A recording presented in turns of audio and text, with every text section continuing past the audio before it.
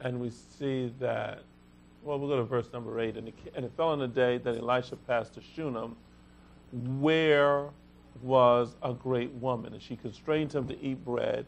And so it was that as oft as he passed by, he turned in thither to eat bread. Verse number 9. You want to read that, Prophetess Leslie? Oh, yes, I have to read it. And she said to her husband, behold now, I perceive that this... Hold it. I what? Perceive. I perceive. What does she perceive? That this is an holy man of God, which passeth by us continually. So, based on how you perceive the man of God determines the miracle of God. It's almost like stocks. Yeah, absolutely. Stocks go up based on the perception of the public? Absolutely. What they perceive to be valuable and invaluable. So if 1 million people just started buying Walmart, Google, Amazon, all of your great blue chip companies, things that have been around for you, the reason why people gravitate towards those companies is not because the other companies aren't doing business just as well, it's that they're perceived to be the best at what they do. That's why they get the most demand. No. Now, if you look at it, just think about it on the basic level. I mean, fast food, is there really that much difference between a McDonald's hamburger and a Burger King hamburger? No, there Not isn't. really. I mean, it's all fast food. Yeah. One's flame broiled, one's fried. Yeah, okay, granted. One's the Big Mac, one's the Whopper. Yeah, but that's all marketing. That's packaging. That's perception. Coke and Pepsi, is there really that much difference? Yeah, to a real avid soda fan, they can probably taste the difference. But to the most person, they're like, what, give me a cola. Bottled water, the best example. I mean, really, this bottle of, I don't know who, Berkeley and Jensen, is it really that much different than a bottle of Poland Spring or Avion or Vos? No. Or Tap. Or Tap. I mean, but the perception is that it is. So, Or Pathmark Sugar and Domino's. Absolutely. So it's all perception. So everything is based on perception. And perception leads to investment. Because that's what she did. She perceived that it was a holy man of God. Then she said, let's invest and make a chamber. That's what you put the money. That's another There way you of go. putting the money into the belly of the prophet. Absolutely. Whoa. Perception leads to investment. That's good, because in verse 10 it says, let us make a little chamber, I pray thee, on the wall, and let us set for him a bed and a table and a stool and a candlestick, and it shall be when he cometh to us that he shall turn in thither.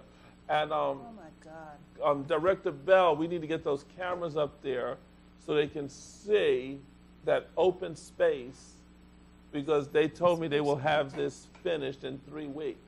Wow. I would like to take the people through the journey of what is happening in the attic from start to finish, so you know what you are sowing into. Because this woman, based on what she did, she perceived. She could have perceived that it was she could have perceived that it was a crook. She could have perceived that it was a pulpit pimp.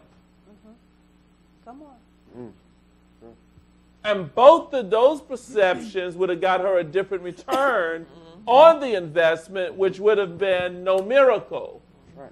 But she perceived that this was a holy prophet. Perception leads to investment. And I believe, I really saw it this way, but I believe when she began to build that chamber, that's when she began to build that baby in her womb. Because, the man of God was already turning in thither. In verse 8, Yeah. he was already coming there. Yes. But then she invested in what was already happening Right. and, made it better for him. Yes. And that's what made it better for her. She was making it comfortable for the man of God, and he was changing the comfort of her lifestyle. Because she was making it comfortable for the prophet. When we look later on, the prophet was trying to find out, what can we do to make you comfortable?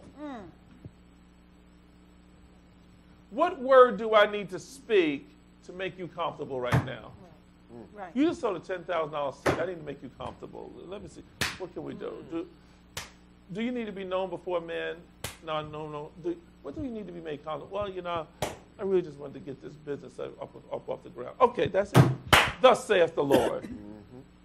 And because of her belief, and we're going to see this here in this scripture, but now we are looking that this is why in Luke 16, verse 8, it says the children of this world are wiser in their generation than the children of light, because the world banks on perception.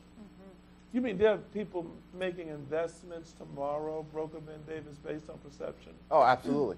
Absolutely. If you perceive, for example, if you perceive that the price of gold, which is right now a little over $1,100 an ounce. No, that was you would have never thought that a year ago. No, gold started this year at about a little over $700. Come on, Ben. I mean, come on, Ben. For gold to move up about 50% inside of a year, that is a move that is pretty unprecedented.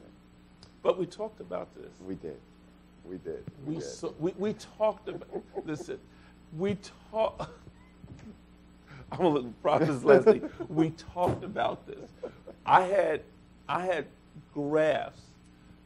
Broker Ben Davis was making me feel like I was antiquated. I was showing him my Fibonacci formulas.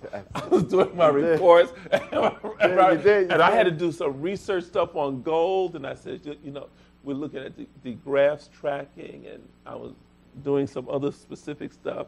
And he was saying, you know, Bishop, yeah. And he showed me the pros and cons. He says, here's some emails of people that just go shoot down these ancient medieval strategies down. This was from the 1500s, you know. And I says, when I heard gold past 1100, I says, Ben Davis.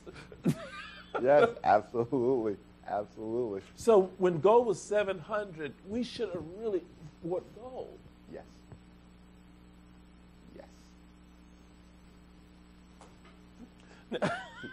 Yes. So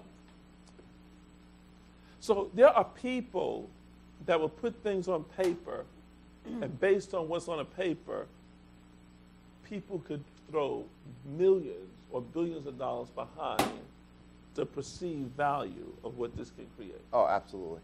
Absolutely. Because the market is always, it's an anticipatory mechanism.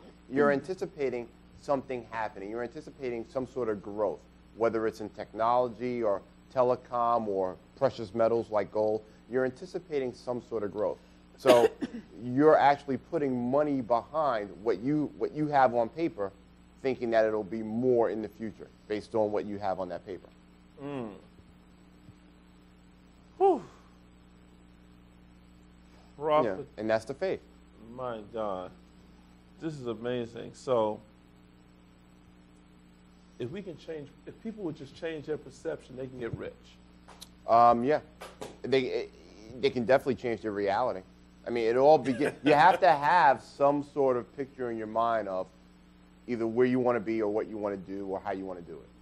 Without having that picture, without having some sort of roadmap, you're never going to get to your destination. And so that perception is your roadmap. It guides you along the way. Wow. This is amazing. So, here we're looking at companies that some people were ready to write off in the early 2000s.